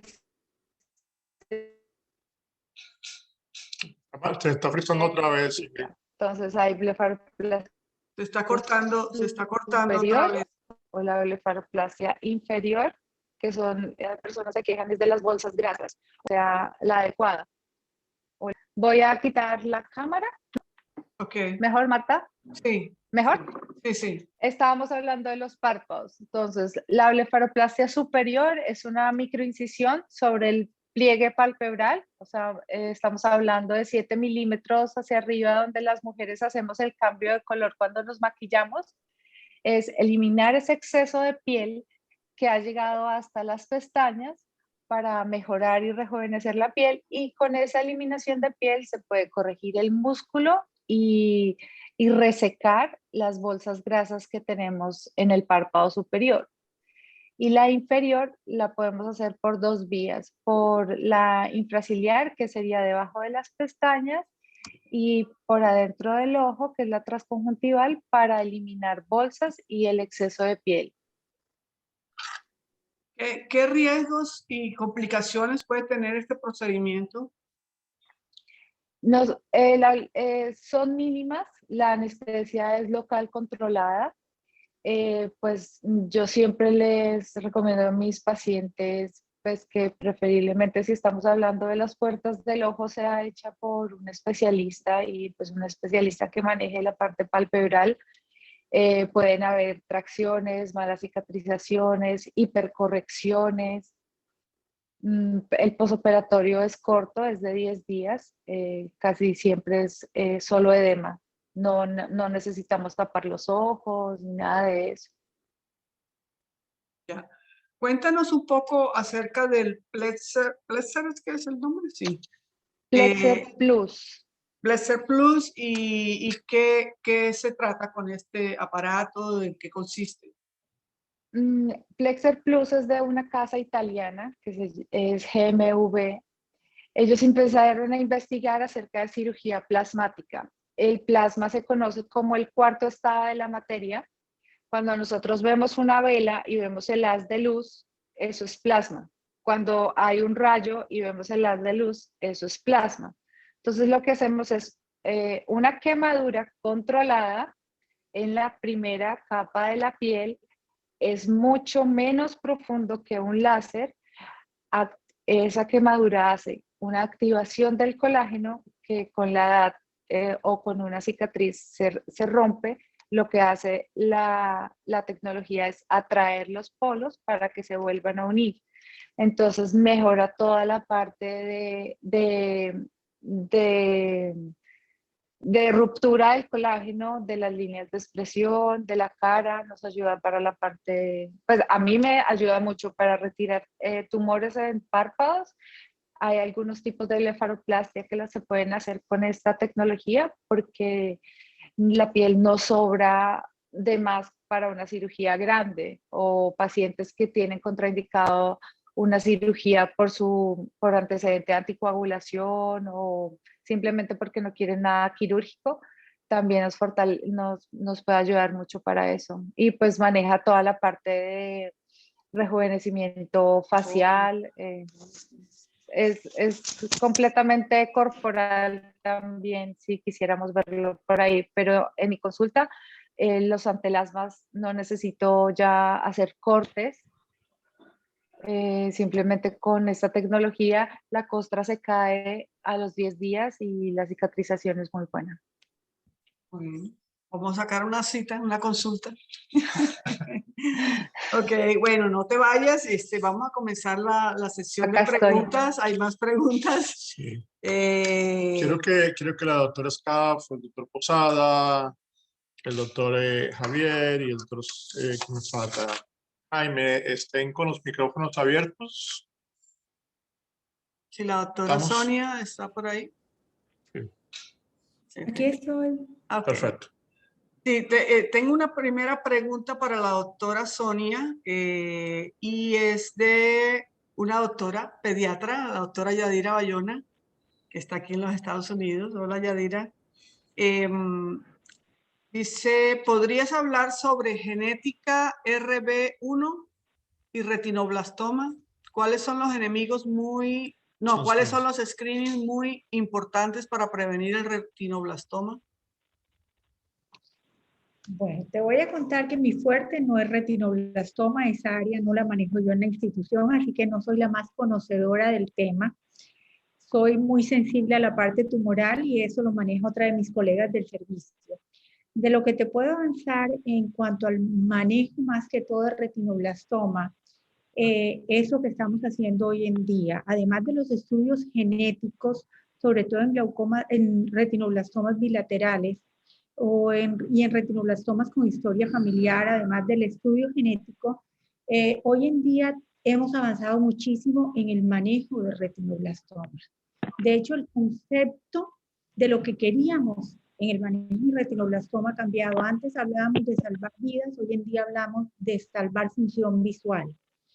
Y ya en Colombia tenemos varios centros multidisciplinarios que manejan terapia intraarterial a través de la arteria oftálmica, hacen la quimioterapia sin necesidad de enuclear tantos ojos. Eso es lo que estamos manejando hoy en día. Además del estudio genético, todos los pacientes con retinoblastoma entran a estudio por hematoncólogo y por genetista. Y ya el manejo de la parte tumoral se maneja en un equipo multidisciplinario que tiene neuroradiólogos intervencionistas, oncólogos, oftalmopediatras y también ayudas de trabajo social, psicología. Es un grupo de manejo, como les decía anteriormente, multidisciplinario, pero vuelvo y les digo, no es el área a la cual me dedico realmente.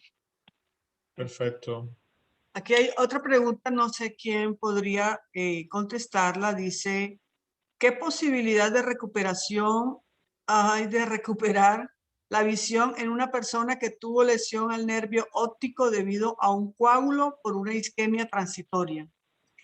¿Al doctor Jaime? Jaime. No creo que está ahí. Ok, dale. ¿Quién podría contestarla?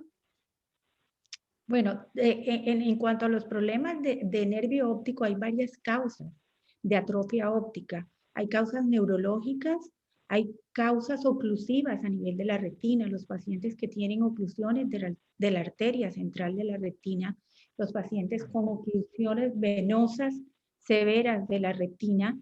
En todas esas patologías, la perfusión al nervio óptico se altera. Y ya cuando un paciente tiene atrofia óptica, ya hay pérdida definitiva de capa de fibras nerviosas y ya eso es algo irreversible. Okay. Sí, el doctor Membreno tuvo que retirarse, ¿no?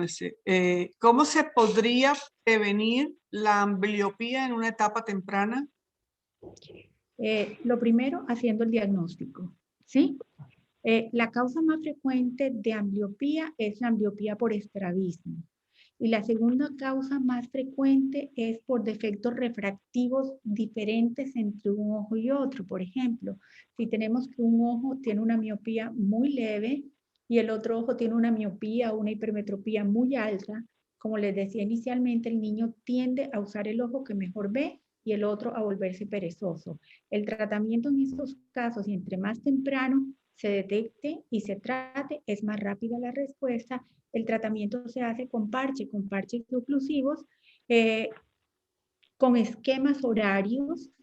Lo que hacemos es ocluir, lo primero, corregir el defecto refractivo. O sea, si el niño tiene astigmatismo o hipermetropía, ponerle gafas y además ocluir el ojo dominante, el ojo que tiene buena visión, ocluirlo varias horas al día y con eso forzamos al niño a que use el ojo perezoso.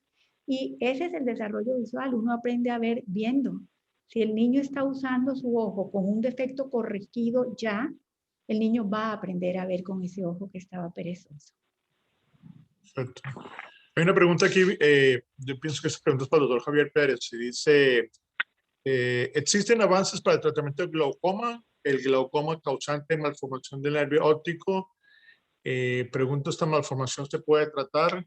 ¿Qué nos puedes decir? No entendí la primera oración, ¿me la podría repetir? Alejandro, ¿puedes hacer la pregunta? Micrófono, Alejandro.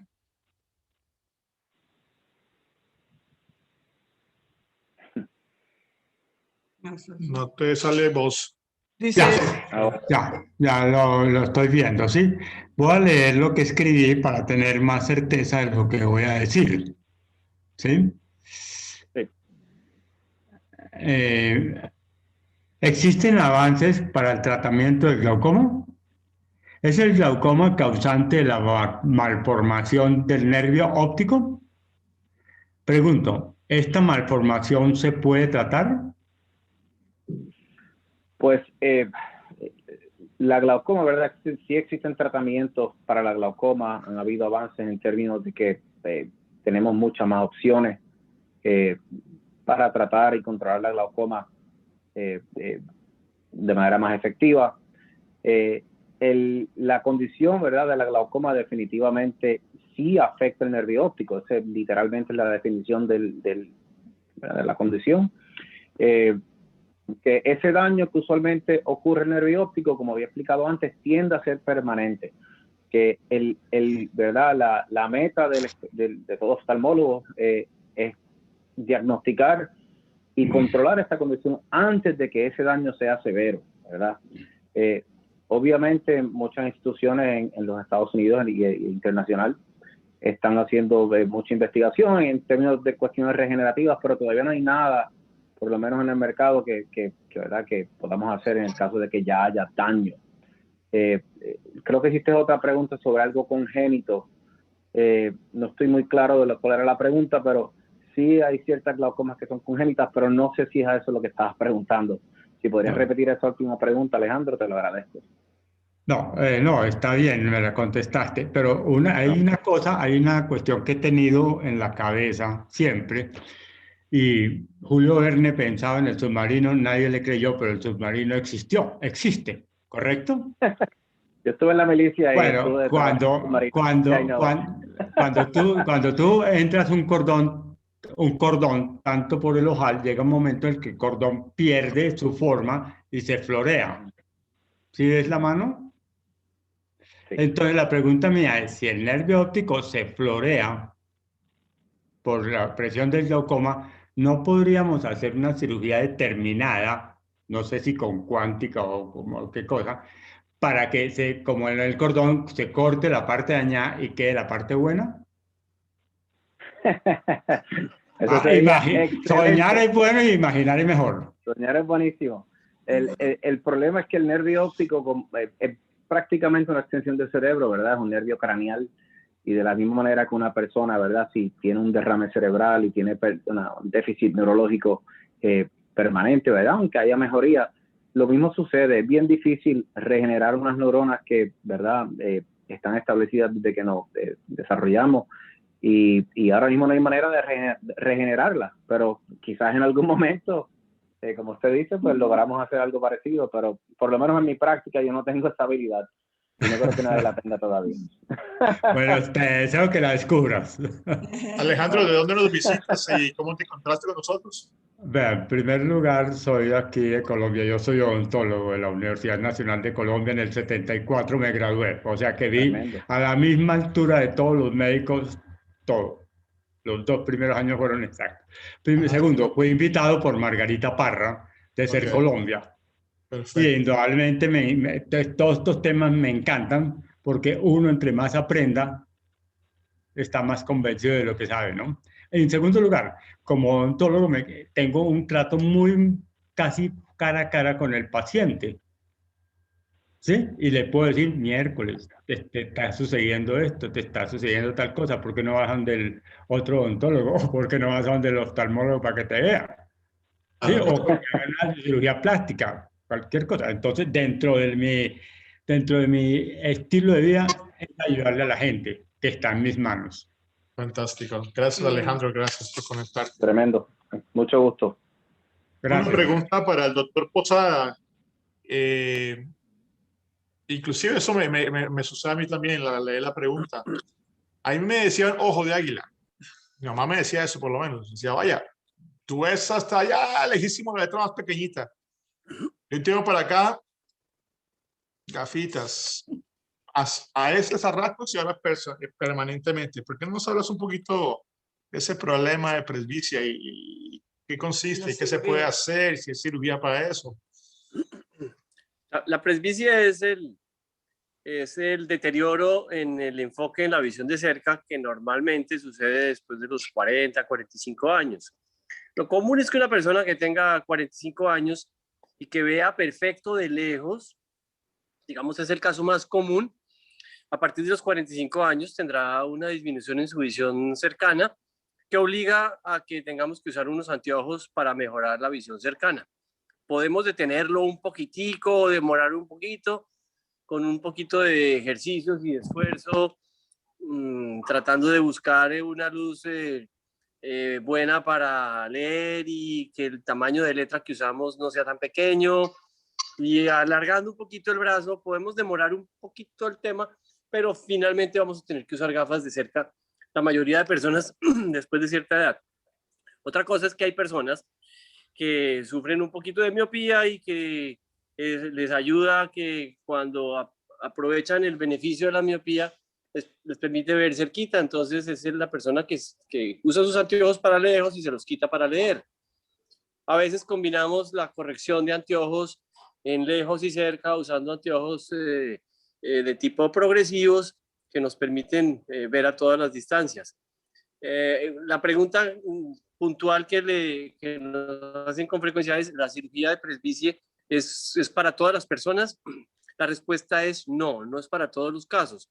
Hay casos que se pueden beneficiar con cirugías y digamos el caso ideal es de alguna persona que tiene por encima de 55 o 60 años, que es hipermétrope, sobre todo de cierta cantidad, que tiene un problema de lejos y un problema de cerca importante, y que se puede beneficiar por el implante de lentes intraoculares similares a los que ponemos en cirugía de catarata de manera convencional y que permitan corregir el tema de visión, de la limitación de visión de lejos y de cerca simultáneamente, a fin de poder eliminar la dependencia de gafas en muchos de estos casos. Pero que yo pueda decir que la cirugía de presbicie está indicada para todos los casos que sufren de presbicie, la respuesta es no.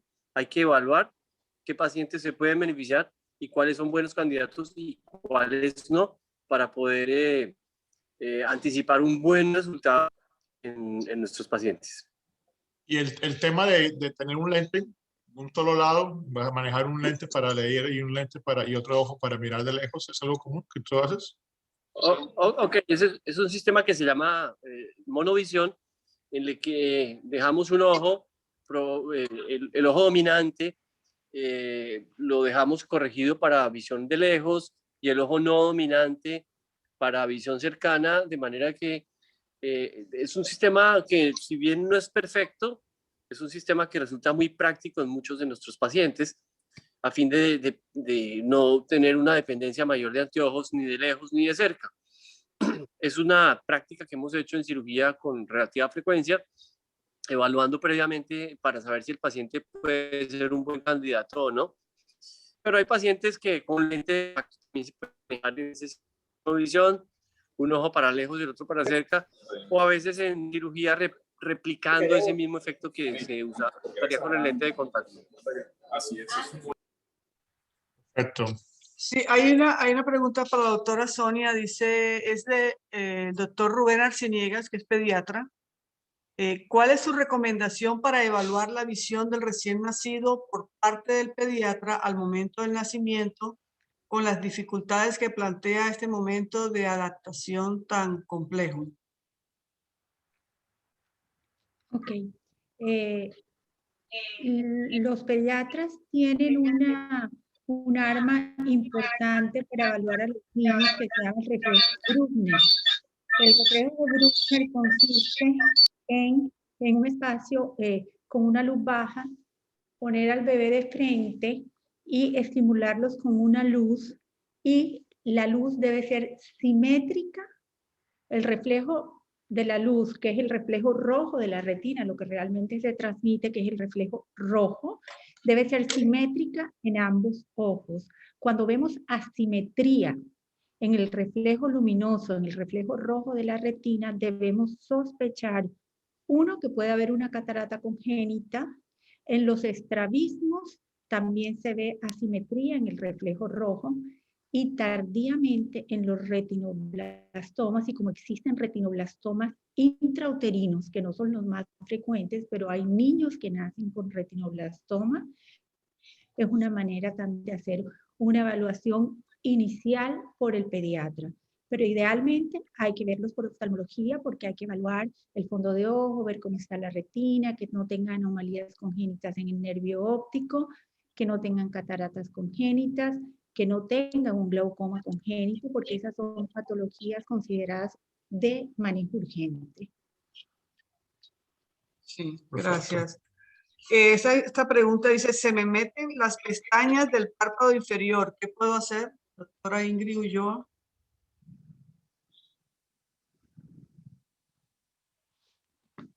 No, nosotros conocemos esa patología como triquiasis. El paciente se queja mucho de cuerpo extraño en el ojo. Al hacer la molestia pueden causar una herida en la córnea. Normalmente cuando los valoramos, algunos oftalmólogos, pues de mis compañeros, retiran la pestaña. Es importante que nosotros, los especialistas en párpados, los veamos porque muchas veces el músculo está perdiendo su fuerza para que el párpado esté en esta posición. Entonces, al parpadear o apretar los párpados, hace la inversión. Entonces, habría que corregir un poquito el músculo si es muy grande en cirugía, o con el equipo yo lo estoy corrigiendo haciendo en física unos triángulos para volver a la anatomía del párpado, pero solamente con la ayuda de la piel. Normalmente, si pasara en casa, retirar la pestaña y acudir al oftalmólogo. Okay. Hay una pregunta, vamos a ponerla abierta a ver quién nos puede ayudar con esta respuesta. Dice, ¿existe algún componente genético o hereditario en la degeneración macular? Usar bloqueadores de luz como azul y multivitaminas como previsión podría servir para prevenir alguna degeneración macular. ¿Quién nos podría ayudar con esa respuesta? No sé si Javier o Santiago. Nuestro colega retinólogo creo que se retiró. Sí, tuvo que retirarse. Sí, Ok, tenía un evento. yo contesto lo que me preguntan los pacientes y la respuesta mía a los pacientes es que todos tenemos el riesgo genético de que si llegamos a vivir cierta cantidad de años vamos a tener un problema degenerativo de mácula de manera probable. Prevenir, probablemente si venimos de una familia que lo ha tenido tempranamente, podría uno tomar multivitamínicos que tengan zinc, que tengan luteína, y podríamos protegernos un poquitico. Por supuesto, hay que tener una buena régimen de alimentación, de frutas, verduras, una alimentación lo más balanceada posible. Nos puede proteger un poco, controlar hipertensión arterial, y niveles altos de colesterol, de triglicéridos, de glicemia, y probablemente eso nos va a proteger un poco. La luz solar, sí, ojalá los lentes con protección ultravioleta, con protección de luz azul en los computadores, de pronto nos va a poder proteger visto a largo plazo. ¿Y vitaminas? ¿Alguna vitamina que recomiendas? Hablan siempre de la vitamina. Ay. Sí, podría, y hacen parte de muchos complejos multivitamínicos que combinan también zinc y luteína y zeaxantina que nos pueden proteger. Okay. Ingrid, ¿tú tenías algo que decir? Sí, igual, como el doctor Santiago lo dice, a mis pacientes yo les recomiendo, porque a veces me llegan con los tarros de vitaminas y toman omega 3 y para la artritis y para el ojo seco, de todo. Entonces yo le digo, cómprese un extractor y coja todas las frutas y verduras de colores fuertes, que todas esas frutas y verduras tienen antioxidantes, y tómese 1 o 2 vasos en la mañana o en el día. Además de lo que ya dijo Santiago. Así es, ¿verdad? Ah, bueno. Sí. Esta dice, soy candidato para cirugía de catarata. Me he visto con 3 optómetras. Unos me dicen que ya estoy listo para cirugía y otros me dicen que todavía no es el momento. Mi pregunta, ¿cómo se sabe el momento adecuado para la cirugía? Poniendo un ejemplo de 1 a 10 en la catarata. Actualmente la cirugía de catarata hace que la practiquemos más tempranamente que hace muchos años. Hace muchos años el concepto es hay que esperar a que la catarata se madure, porque la cirugía era una cirugía muy difícil, de muy lenta recuperación, con grandes incapacidades y con unos resultados no tan agradecidos como son hoy. Hoy por hoy tenemos cirugías pues mucho más avanzadas, incisiones más pequeñas, lentes intraoculares más agradecidas, mejores calidades visuales, más rápidas, que permite que no haya que esperar hasta que la persona esté en un estado importante disminución en su agudeza visual. Lo ideal es, en cierto momento, cuando la persona ya tiene una limitación visual que parezca significativa para ese paciente, poder operar más rápidamente y no esperar a un estado importante de disminución de visión. Es difícil decir de 1 a 10. Nosotros evaluamos el nivel de opacidad del cristalino, pero aún pacientes que tienen una catarata relativamente importante y que no tienen ninguna limitación visual y que no se quieren operar en un corto plazo, pues no hay que afanarlos a operarse. Por otro lado, vemos el extremo, el paciente que tiene una catarata poco importante para nosotros, pero para la persona le está limitando su actividad visual de manera importante y no le permite manejar en el día o conducir en la noche o profesionalmente le limita sus actividades no corregibles con un anteojo. Esa persona puede necesitar operarse más temprano de lo que hubiéramos pensado. Es una evaluación individual entre el paciente y el médico, y no se trata de que el médico quiera operar muy rápidamente a los pacientes, sino que podamos establecer cuál es la necesidad personal de cada paciente. Sí. Aquí hay una pregunta para la doctora Sonia. Dice, ¿un niño puede heredar alguna enfermedad de los ojos que tenga alguno de sus padres? Sí, claro, hay muchas enfermedades que son hereditarias. Hay mayor incidencia de hecho, por ejemplo, en cataratas congénitas, evaluamos si hay historia familiar, porque la catarata congénita tiene un factor hereditario. Los tumores malignos intraoculares también tienen componente hereditario. Y el glaucoma congénito también tiene componente hereditario. Y yo creo que la neurofibromatosis, las enfermedades, hay enfermedades neurológicas con compromiso ocular que también tienen factor hereditario, las anomalías, las malformaciones del cráneo que se acompañan de estrabismo. El estrabismo tiene componente hereditario. Muchísimas enfermedades tienen connotación hereditaria, por eso es muy importante cuando evaluamos un paciente investigar la historia familiar para hacer un diagnóstico adecuado. Por ejemplo, ya no hablando de componente hereditario, que estaba pendiente de aclarar algo en cuanto a la toxoplasmosis. En nuestro medio, en nuestro país, la toxoplasmosis es muy, muy frecuente y la toxoplasmosis congénita no es infrecuente tampoco. Por eso, dentro del estudio prenatal, a las maternas se les hacen títulos de toxoplasma periódicamente para detectar títulos de enfermedad reciente y poder manejar la transmisión genética y el tratamiento temprano y la valoración temprana, porque la toxoplasmosis es una causa frecuente de cicatrices en la retina en nuestros niños. Muchas gracias. Bueno, la verdad que el tema es bien apasionante. Mismo conociendo nosotros como médicos y cada una de nuestras profesiones, vemos la oftalmología un campo bien interesante y bien amplio, a pesar de que, como lo decía uno de nuestros escritores, estamos hablando de un órgano tan pequeño, pero con tantas cosas y con tantas cosas que pueden ser vistas. Como cada noche que nos reunimos con Medicina y Comunidad al Día, traemos ese mensaje para la comunidad, tratando de resolverles dudas, llevando información.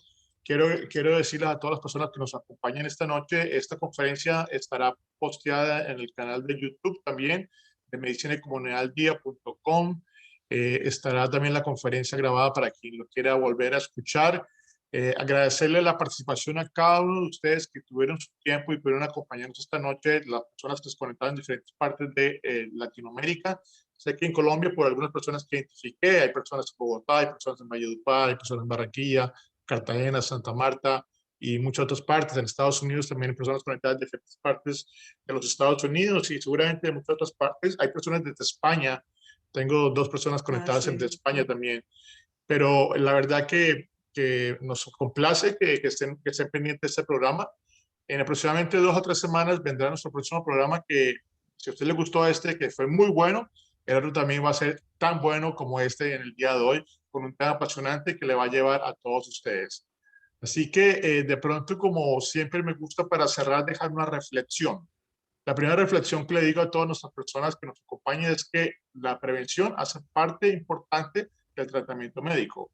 Cuando le preguntamos a cada uno de nosotros qué hacía para evitar que algo suceda, es previniendo, es haciendo o un diagnóstico temprano o una prevención para evitar esto. Y si tienes algún síntoma, como decía por ejemplo la doctora Ingrid Ulloa, ve y consulta al especialista porque él te puede resolver de pronto ese tipo de problema que no lo puede resolver preguntándole a la vecina o a la amiga o qué fue lo que usted hizo y para yo hacer lo mismo. Y menos con un órgano tan pequeño como este que es el ojo, en donde las cosas que se afectan con esas pequeñas células es muy fácil que se vean dañadas. Y que los invito a que vayamos. En Bogotá pues está la doctora Ingrid Ulloa, en Barranquilla está la doctora Sonia Escavo y la clínica oftalmológica. El doctor Santiago Posada está en Bogotá, el doctor Jaime Membreno, así como el doctor Javier Pérez están en Orlando y en Central Florida. Bueno, y donde usted se encuentre, busque el oftalmólogo si hay algo que le tiene en duda y que tiene alguna pregunta. ¿Alguna palabra final de pronto que quiera dejar para la comunidad, Ingrid, o doctora Sonia, o doctor Posada? ¿Un mensaje final? No, mis felicitaciones. Grandes amigos, grandes médicos, me encantan lo que están haciendo y acá estamos para apoyarlos siempre en su país. Y a todos, muchas gracias por conectarse. Gracias. Gracias. Doctora Sonia. Excelente labor la que están realizando y reiterar que lo más importante es la prevención.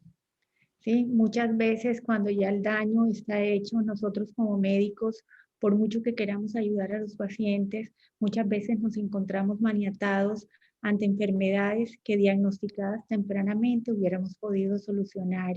Entonces es importante tomar conciencia de la importancia de asistir al médico, aunque no sintamos nada. No necesitamos estar enfermos para consultar de manera preventiva. Y bueno, gracias por invitarnos, gracias por compartir con todos mis colegas y los felicito por la labor que están realizando. Gracias, Gracias, doctora. gracias. Santiago, ¿estás conectado todavía? Santiago creo que se nos sacó. Sí. Bueno, feliz noche para todos. Muchísimas gracias por estar con nosotros. Feliz Semana Santa. Continúen cuidándose todos. No importa si están aquí en Estados Unidos, pero en Colombia, por favor, todos bien cuidaditos, encerraditos en la casa. Y feliz Semana Santa. Bueno, pues aprovechar el recogimiento y pensar más en el acercamiento hacia el Señor, hacia Dios. Y bueno, que Dios los bendiga a todos. Muchas gracias nuevamente. Amén. Feliz noche para todos. Gracias a todos. Que estén muy bien.